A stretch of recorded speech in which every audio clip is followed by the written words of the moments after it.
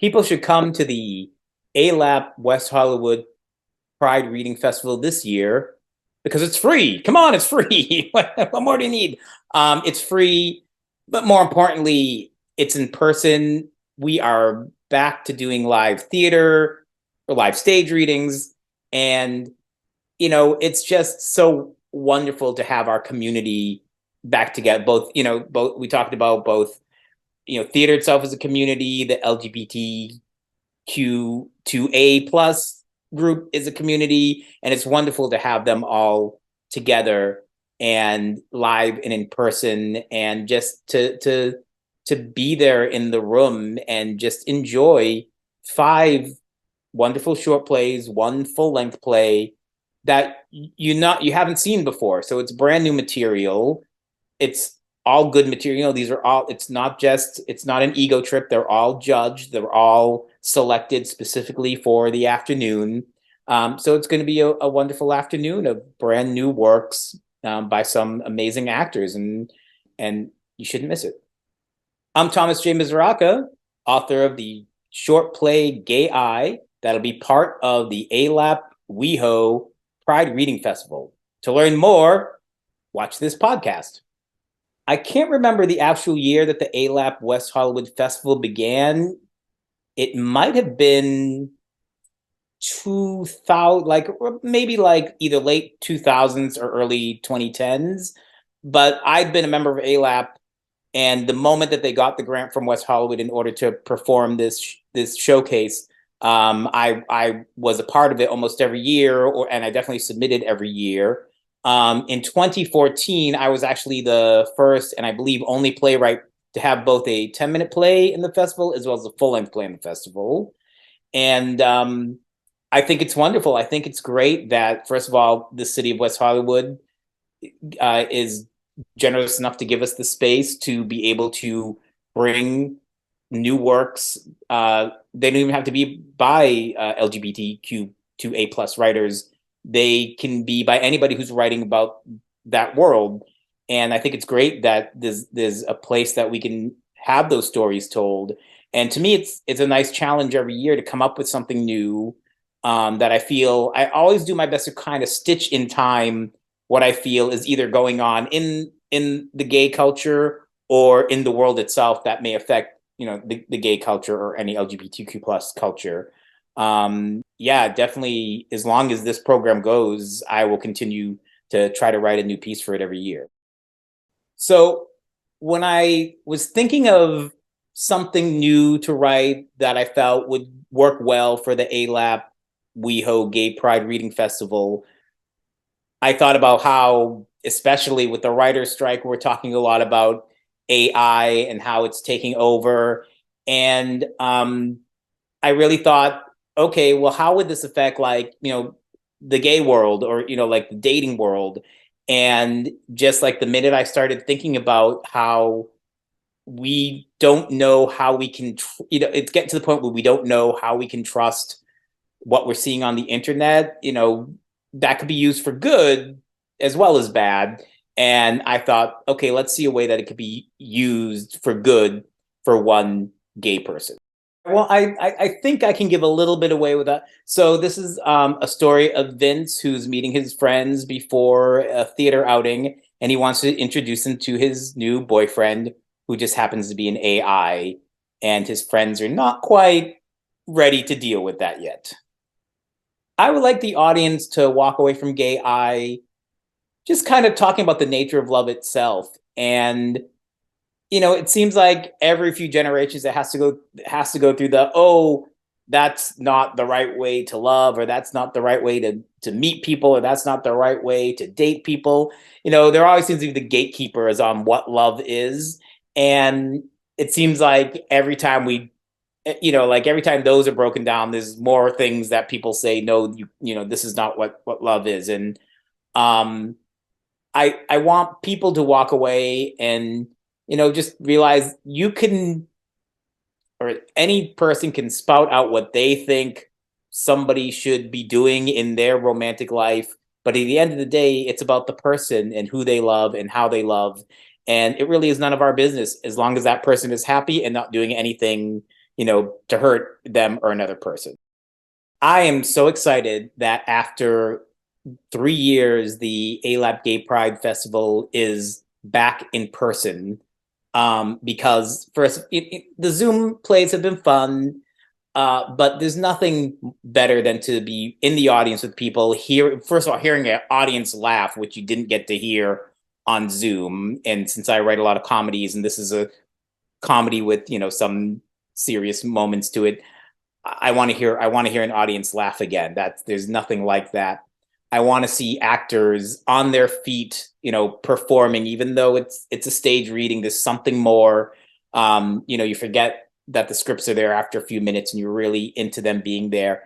And in my case, it's two actors I've never met in person before, so it's going to be just wonderful. Like I told them, be prepared to get hugged until it's weird, because these are people who I've been working with since the lockdown, and the one good thing about the lockdown is that not only did everyone slow down, but hey, you don't have to come all the way to North Hollywood to come to our writers workshop if you're in Culver City. So we had a great amount of people that wouldn't be able to come in person, come to workshops, and those who I worked with well, I continued to work with, and I'm very happy to be able to finally use them in person or work with them in person. And the other shows, I mean, just because I know most of the people who wrote the other shows, I admire the people who wrote the other shows, and I can't wait to be able to hear their material.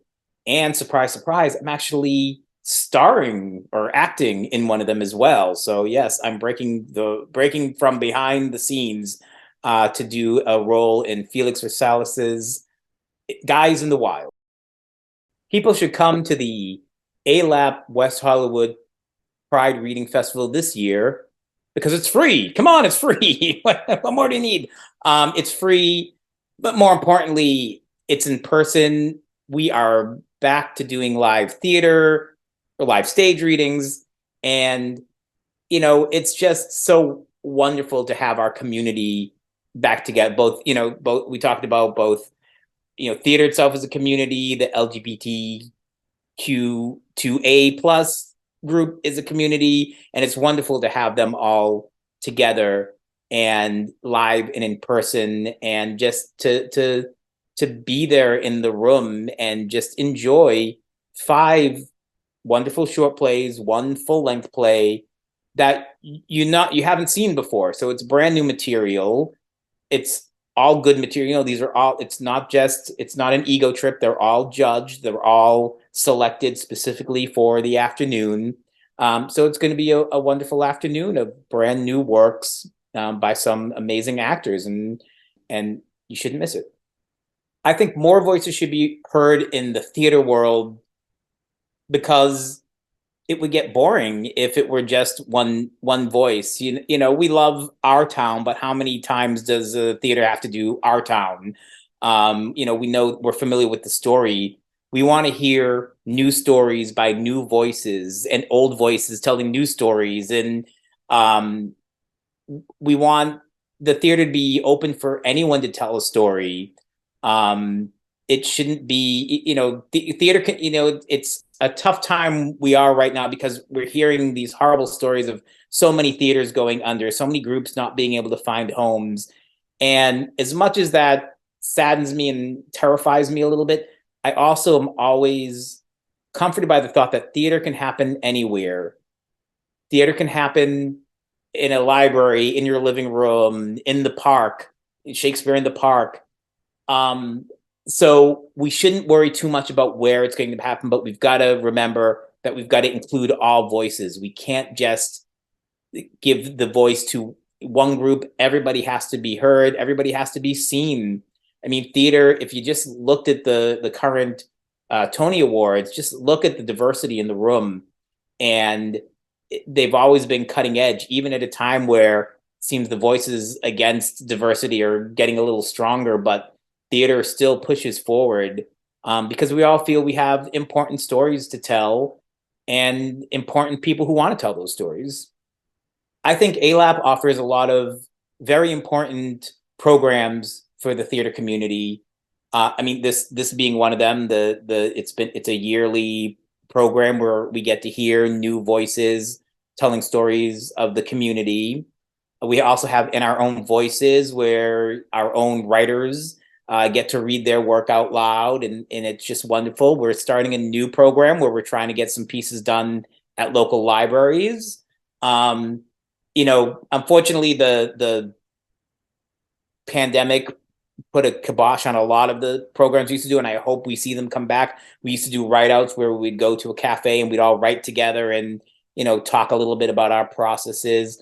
But we have great happy hours where we sit and we're splitting them. We're back to doing a couple in person. We're doing them virtually, and we'll sit and we'll discuss what's happening at that time, and we have some great panels that help the business end of writing. We have a big fall event that there's some workshopping there as well, but just great panels and a great opportunity to sit and chat with other playwrights. And it's just, I think it's great if you're a playwright or a writer, even actors and directors. We definitely need more of those to help figure out, especially now, how to make theater continue to thrive in Los Angeles. So a couple of my favorite LA programs is, I mentioned the Berkowitz Foundation. That was, unfortunately, Dan Berkowitz, who was one of the big chairs and founders of ALAP, passed away a couple of years ago. And he used to have the best cocktail parties at his house. And he made those. Even though I drove, I'm like, I'm doing something afterwards because I know I'm going to need some time to walk off those Cosmos. And it was just our mixers. And again, yes, we all like it because there was a lot of cheese. And I mean, I could sit around the cheese table and just stuff my face like Homer Simpson. But what I like those is, and maybe it was the drink, but I know writers don't really need drink to talk about themselves. But you really felt like people were talking, people were engaging, people were excited for each other. And, you could say, oh, I got something, produced, and it's in this small play, and everyone's like, you're produced, it doesn't matter. And like, there were hundreds of other plays and someone chose your play. So it really is, that's a great place to have the community to understand where you are in writing, and how what someone may not see as a big accomplishment is a huge accomplishment in this world. And then I'm not plugging this because it's coming up, but the ALAP WeHo Festival has always been one of my favorites because it's just great to have a place to have our stories being told. And it's, now that it's back in person, it's even better because that was fun too. Again, getting a bunch of friends to come to the show, getting a bunch of friends to act in the show. And getting to hear is, as I said, I always write something new for it. So to hear something new that may go on to something else as well is always wonderful. And, then afterwards is usually like milk and cookies, and just like, so you don't need the booze to loosen your lips. It's just sitting around with something in your hand, kibitzing with other playwrights.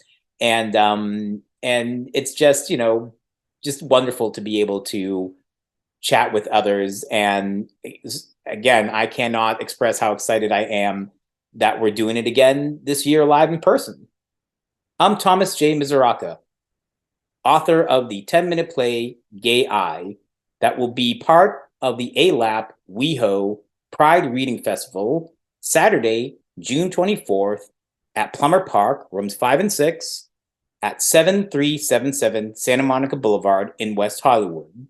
I will also be starring in the short play Guys in the Wild by Felix Racelis, and the event is free. So come on out and see it, you guys.